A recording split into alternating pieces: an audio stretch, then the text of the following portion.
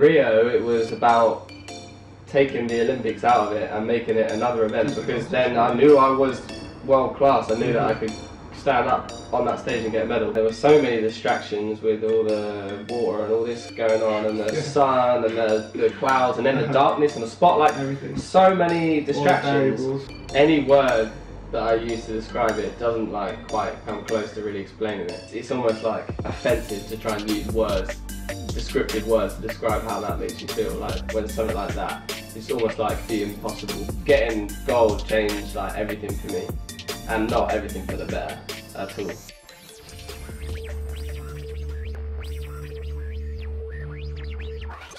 Getting gold changed like everything for me, and not everything for the better at all. I think there was a huge positive, obviously, in a life-changing moment. So different to now. 2012 seems like a grain of sand. Like that's unbelievable, because huge. For me, the Olympic Games, it has so much kind of prestige about it. Yeah. And so many people want to just get there, Yeah. including myself. Yeah. I just wanted to be there. Yeah. And it's funny you say that, because you would think, oh, you went to London 2012, your home Olympics, like this must be it must be in your mind, but like now it's like the tiniest little grain of sand in your brain compared to what you've experienced since then. And also with what you said about the gold, like, you know, not many people will be able to sit and talk to an Olympic gold medalist just casually like this. Like this, it's just not a thing. I personally never thought I'd be able to do it, you know. I obviously had the pleasure of training with a lot of people that went to London and went to the Olympic Games. Of course you did, Did I ever think, like, you know, looking up to people like David Badaya back in the day and like He Chong, I never thought I'd be able to sit here and talk to an Olympic gold medalist because of, you know, the type of people that had won it before. Yeah. Like, they just seem like ridiculous level of you have as an athlete in your own sport. I mean, I have so much respect for a lot of the Chinese divers. I have so much respect for David Badaya, Matt Mitchum. When you look at people like that, they're like gods to us. They're like we hold them in such high regard. And I think with like David Badaya, that 10-meter competition was almost like an out-of-body experience for him. Like, 100%. He just killed it, and then at the end he was stood on the podium and he just was like, he didn't know how to feel. Yeah. And like, I feel like I maybe was a little bit like that. I was, my emotions did come out, and I was happy, and me and Jack instantly like collapsed to the floor, whatever, and hugging each other and stuff. I'm very happy. But on the podium, like, well, I swore on live TV. I couldn't find my tracksuit. I remember that. And I swore, and it you could lip read it. You could probably find it on the internet somewhere. It's very funny.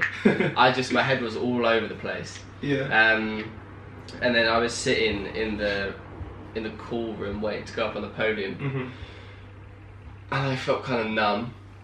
And then I went onto the podium, and there's a couple of things I want to talk about around this and around like after the kind of dip that I took, relating to what we were talking about earlier. But this is like one of the biggest moments of my life where I'm about to stay.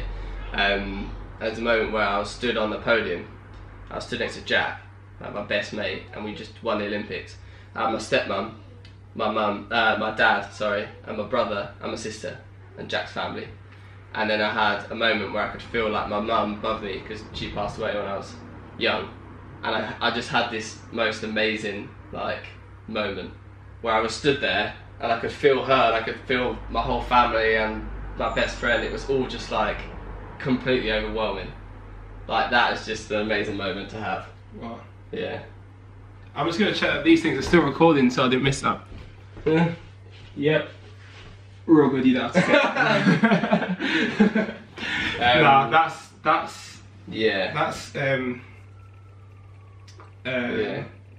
that's crazy. It was. There's a photo of me like this. Yeah, I remember that. That's such a great photo. That's such a great photo. And I'm looking up to my mum.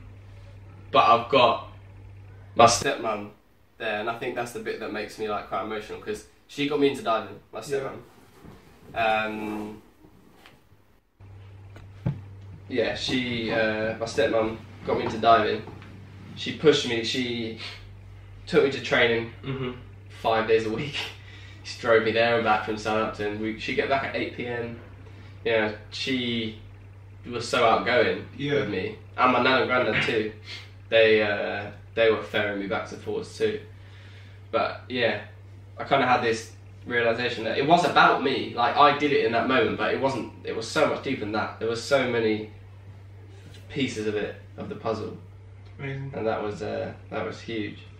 But then it was after that where, to process that, them emotions are obviously, like, I would say unscalable. Like, you can really, on a graph, just it would be higher than the graph can portray. Because you physically just can't understand what it would take from you to experience that. Yeah. I might not ever understand it, but you can only understand it like vicariously through someone that's mad. Yeah. Really crazy. But now I think it's done a number of things. It's like, it's matured me a lot. I guess I've got quite a good confidence about me because of that. I can always hold that moment and remember that I did it and draw confidence out of it in another situation. I think that's a big thing. One of the biggest things that I struggled with was, is that the best feeling that I'm ever going to have in my life? Is that, and it might well be, is that the best thing I'm going to do in my life? If so, what am I doing now? Why am I here? Why am I trying? What? And I didn't want to, I never really had a desire to do another Olympics. But then I was carrying on doing sport. I was still diving. And for a year I was dragging my heels through that. You trained with me, but that was so hard to process. It was so difficult. Of being like, that could be it. That could be the best thing in my life. And not just in your sport, like in your life. Yeah. Or 23. However, I was 23, and I couldn't get my head around it. I just couldn't. Again, to a slightly lesser scale, like, I can completely relate because I've held the Olympics in such high regard for my entire life. And when I was at school back in the day, me and my friends would get hyped and we're talking, oh, are you going to go to the Olympics one day? I'm going to go to the Olympics. Of course I'm going to go to the Olympics. Of course I am. I'm going to work my heart out. I'm going to work so hard to get there. And I made it, and 2016 was in many ways the best year of our lives because I got that World Cup silver medal, which could well be a peak. Like, who knows? I probably could get a better score than that. But will I ever get on the world podium again? That result with the medal. Could I ever do that again? Who knows? I went to the Olympics, which was an achievement of my lifelong dream. Like, it's the only thing I've ever wanted in life. And you've done it. From a child. I've done that at the age of 21. And also, on top of that, I graduated uni. I finished uni. Which is so impressive that you've done that alongside of everything. And uni, for a lot of people, I mean, not many of the divers obviously went to uni, but for a lot of people in general, uni is like a threshold. Like, once you finish uni, then life gets real, and you've got to get a job. Start earning money. You got some find a girlfriend, get a family, very real facts coming up. All of that, life, right? All of that. But like, I reached that threshold and I was like, I'm not done diving yet, I want to continue going.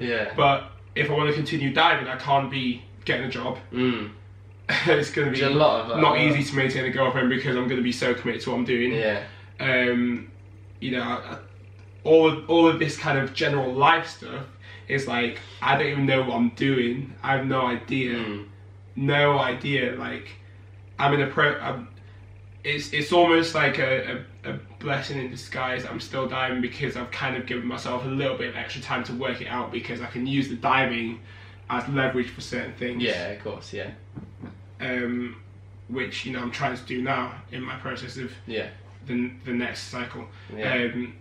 But still in the back of my mind, it's been there, like, just nipping away, like, what are you going to do with your life? You haven't literally nothing to go to. You got a degree, great. You got an Olympic rings tattoo. What are you going to do? That's not going to earn you the money that you need to,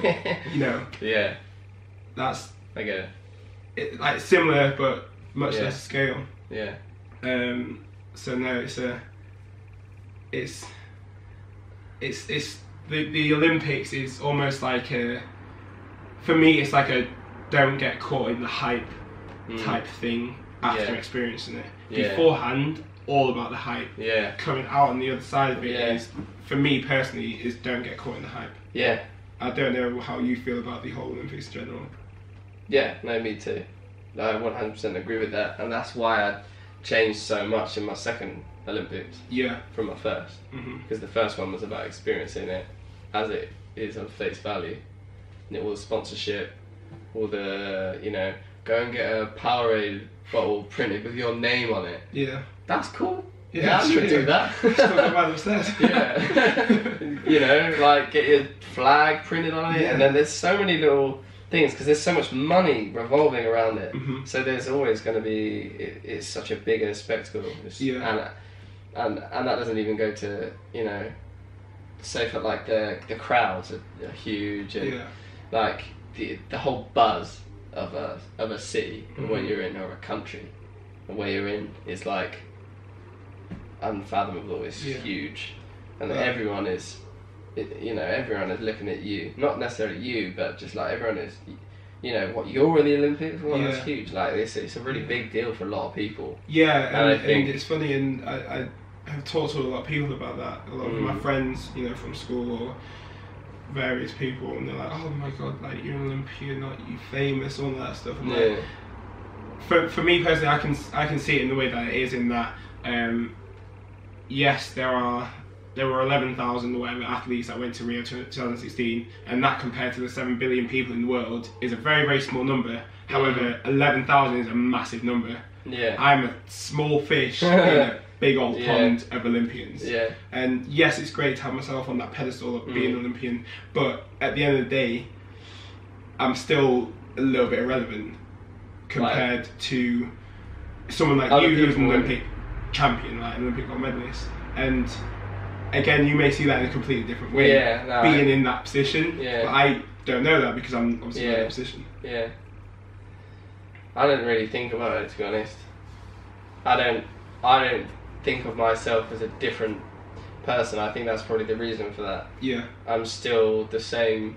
Yeah. And I think people do it with celebrities a lot. And I think it can definitely be taken for Olympians or like your favourite basketball player or whatever. Like, we're all just people. Yeah, and that's my point, because a lot of people on the outside will see you in a different way to how you feel. And that's what I think affects a lot of people coming out on the other side of the Olympics, because people who saw you in one way beforehand will see you in a different way because you've now got that status, even though you probably haven't changed whatsoever. Some people, it gets to the head and the height. But for the majority of people, some people definitely will change a lot through an experience like that. But I personally feel like I have changed a lot, but not in any of them areas. I've changed, I've matured, and I feel like I understand everything more. I understand the importance of what I'm doing outside of my training and what I'm doing, taking care of my family and stuff now. Because I sacrificed a lot. I wasn't able to go to my nan's funeral because I had to go to Rio to prepare for a pre-camp basically, and that I'll always regret that. I mean, I'll regret it because I never had closure for that, which was really sad for me, and I wasn't there for my family. But after Olympics 2016, I was like, right, I'm gonna be there for my family now, and whatever I do now is a bonus. I've got this, and I worked my ass off for it. I did everything I could to get it, and I've got it. And now, it's time to be a little bit more selfless. And think about other people around me. I think so. I think that was a big part. And that's the way I think you should kind of come out. Of that the whole experience. That's the perfect way to come out of it. Because, it's nothing else than that. In my head. Right. So basically, let me do a little video on my Instagram story. Before we move on to the next little bit.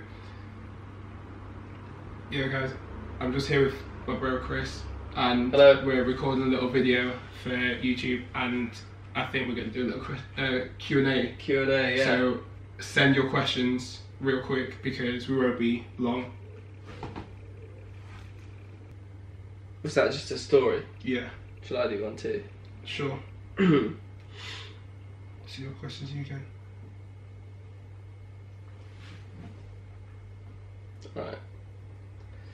Hello, I am here with Yona, Light Wisdom, and we're just filming a little something for his YouTube channel. But we're going to do a little Q&A, so if you send me some questions, then we will answer the best ones. Okay, so if you're watching the video, you can see that I'm wearing the England shirt. I just watched the third place playoff game. I don't know if you know the result. Yeah, what, 2-0? Yeah, we got beat 2-0 by Belgium. Yeah.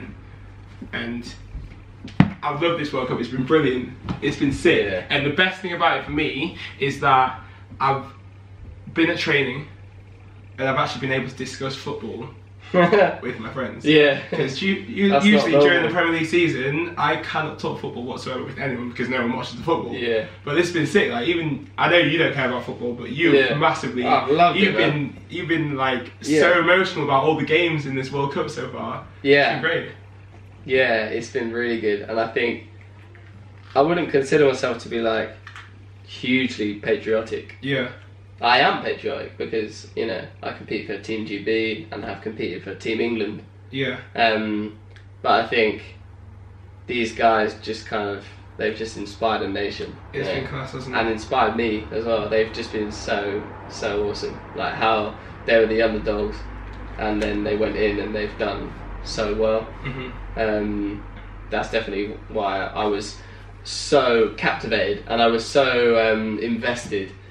Like at the end, I was very sad. I was very sad. I was like, oh, we don't deserve to go. Like we're better than that. But that's because I was very invested in it. It's been great. Yeah. What's been your favourite part of the World Cup?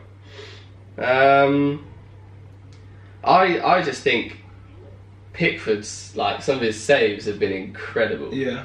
I think obviously I don't know what it's like to. I can only imagine what it'd be like to be a goalkeeper. All the commentators always say that the goalkeeper is the worst position to be on the field. Surely. It's the worst position because any goal that's conceded is your fault. At the end of the day your fault. Yeah, you've let the ball in. Yeah. But I think he was just so, like, he was full of passion. And like in the Croatia game, when Trippier scored that free kick, that was obviously sick. Yeah. But Pickford, like, was so animated after. He was jumping around and like, I just think he was. I mean, obviously all of them are amazing, but I think for him to stand there, you know, as a goalkeeper and present himself how he did, I think was absolutely phenomenal. Like, it was insane. I think my favourite moment was probably when England played Panama, because I've never been so I mean that will relaxed go down in watching history. England that game will go down in history. Yeah, I've never been so relaxed watching England in a World Cup game.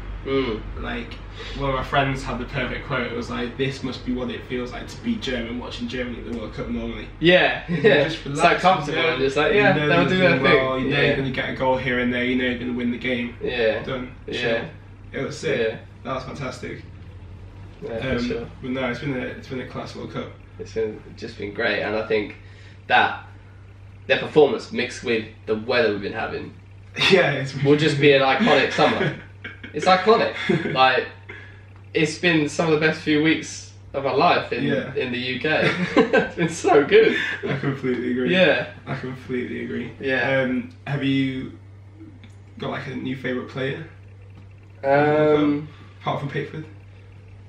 Anyone like caught your eye in terms of what they've done, or? Yeah, I think Lingard, Jesse Lingard.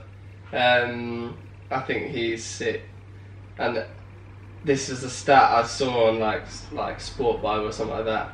Like, he didn't drop below like 94% pass rate. Yeah, in like 4 games. Yeah, that's really. It's like, that's insane. One of them was 97.7% so rare. Rate.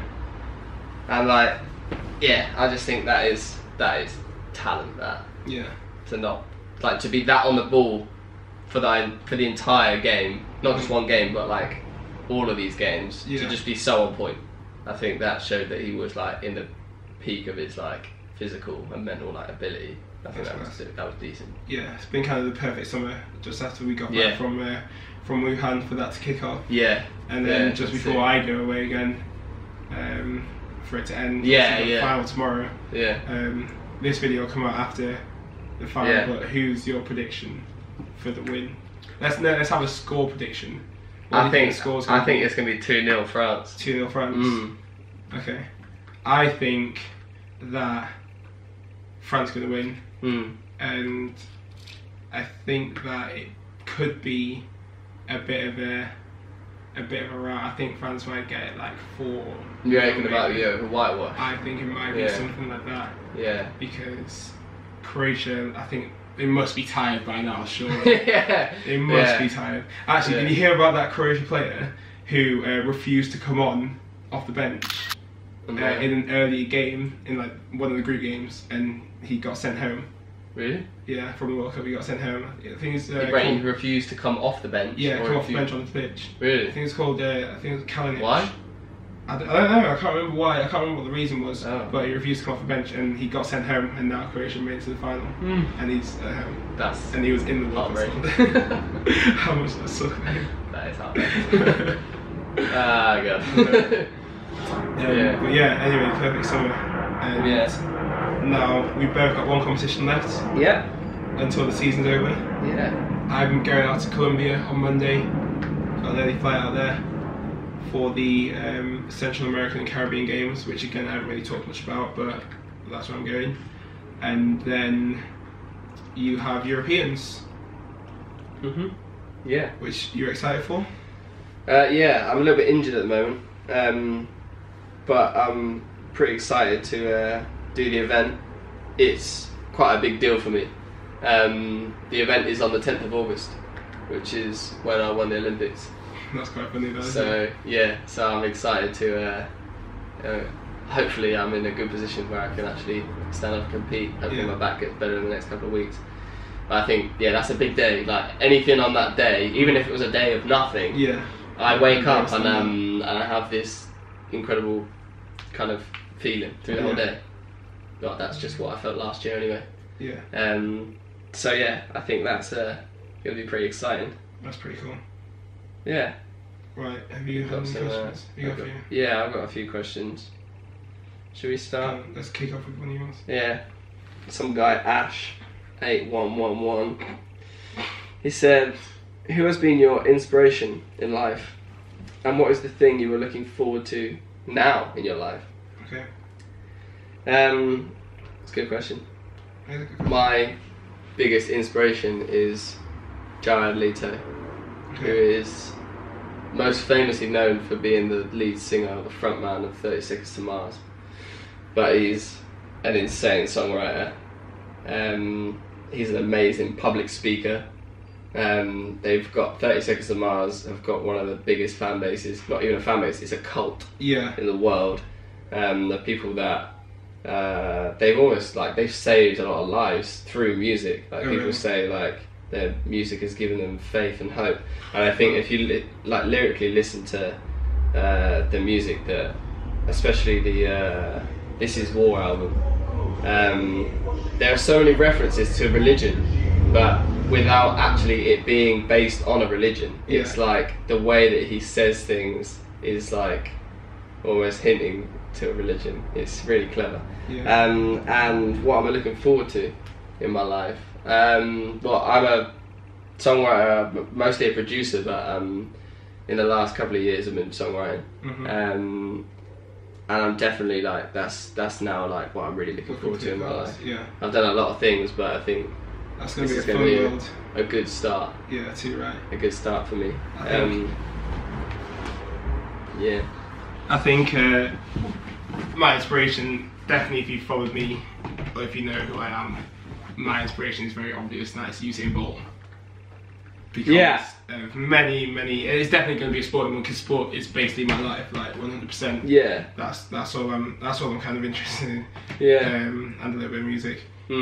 But Bolt for 100%. Just everything that he's kind of done for Jamaica, and he was the reason I wanted to represent Jamaica, and to be on the same team as him at the Olympic Games was class, and you know, I was able to go down to his room and literally have a conversation with him like I am with you. Yeah. I was a little bit more nervous, I was shaking, I was sweating a little bit. Yeah. Because it was such a mad experience for me. But he's phenomenal, and the way he kind of transcends the Olympics is just he's iconic. Amazing. Not many people can do that. Yeah. Not many people can do that. I've got another one. This guy says, when and how did you discover your skills for diving and music? Well, diving was like, I've been diving since I was 7. It's been a progressive thing. So I think it's something that was kind of earned and worked for rather than like a discovery. Yeah. I think when I was young, everyone said like, "Oh, you've got a huge jump," and that was what they said. You couldn't be good, and that's what made me carry on. And music was, to be honest, it was having something there that I could piss about with, that I could have a laugh doing. Yeah. I've always felt closely connected with music. I've been producing since I was 16 years old when I got ill. And it's just kind of spiraled out of control to a place now where at some point I want to be working on music full time, and I've got publishers kind of snapping at my heels, wanting to give me a publishing deal, and I'm just like, I've worked hard with that as well, you know. In all of my spare time I've dedicated to doing music, and I've gone off to LA for the last like 4 years. I've gone straight off to LA for a whole month. Well, you could call it a holiday, but it wasn't really work. It was a great time, but at the same time I was there because I wanted to get more contacts in music and understand the industry and all sorts of things. Whilst everyone else is kind of like on holiday and stuff, I was there kind of slaving away, having a great time, as I said. But but still doing your work. Working that side. You're in a great place, but you're still definitely doing your work 100%. Yeah. It's perfect. Yeah, I got one. First was asking how. Well, it's 3 questions. How old are you both? I'm 23 now. I'm 25. Exactly. I had to think about that one, didn't you? Yeah, because I want to be like 21. I don't like 23. Yeah. Like I'm getting old now. 25. So tell me about it. How did you meet? I can't remember the first time we met. The first time we met? Oh god, no, it was when we were very young. It must have been like either like junior elites or nationals or something. I think the first time I really, I think, spoke to you properly was like maybe like Barcelona or something like that. You remember that competition? One of like the like really, ones. Yeah. And that was when I kind of first 2009. talked properly. No. Yeah, 2009. 2009. 2010 maybe. 2009. No, 2009. Okay. Yeah, it was 2009. I know it was. Right. Definitely was. Okay. Yeah. That was a long time ago though. Ages. Great competition so far. It was 10 years. That would have been the first time we kind of like probably spoke. But then obviously when you moved up to Leeds. Yeah, then it was. That's when it was kind of after the whole Olympics thing. And I obviously like watched the Olympics and saw your performance. I was like, oh, sick! God, Chris is moving to Leeds. It's gonna be cool. An Olympian. And then I saw you got like Olympic tattoo. I was like, oh my god, I want one of those. Yeah. And now like obviously now you got it. A few years later, I've got one myself. Yeah. Pretty decent. You got another one?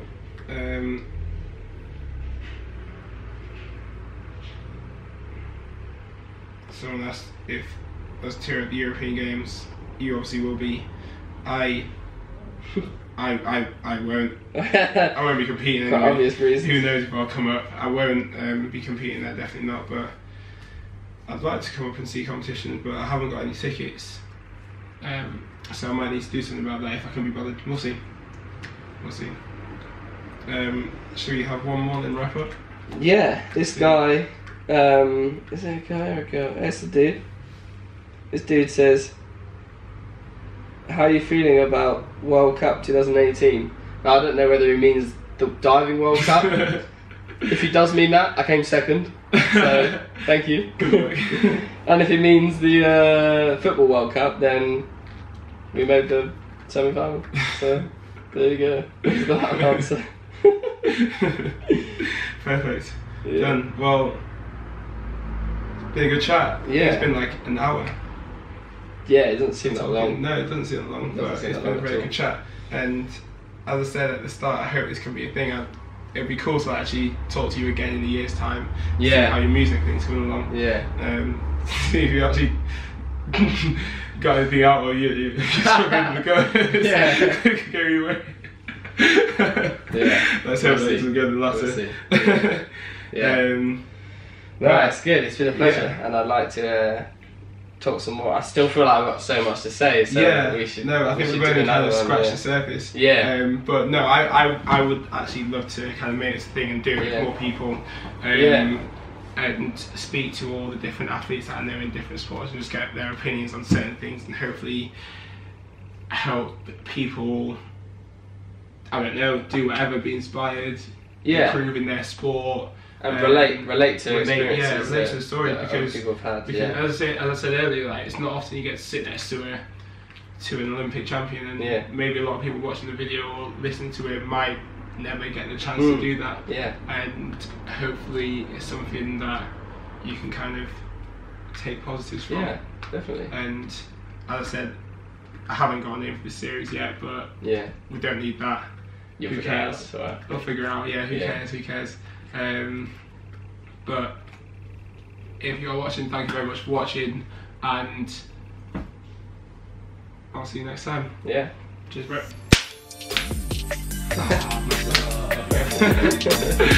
Peace.